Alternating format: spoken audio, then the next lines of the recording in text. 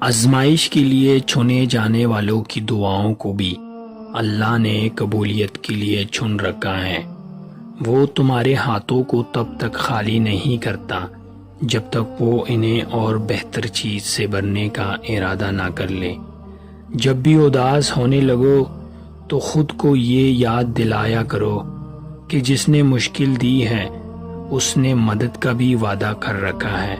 وہ آزماتا اسی چیز سے ہے جو تمہیں بے حد پیاری ہوتی ہے، تاکہ اس چیز کے ملنے کی تڑف تمہیں اللہ پاک سے ملوا دے۔ اس یقین کے ساتھ مانگو کہ اللہ ضرور دے گا، اور پھر دیکھو وہ تمہیں اتنا عطا کرے گا کہ تم گنتی تک بھول جاؤ گے۔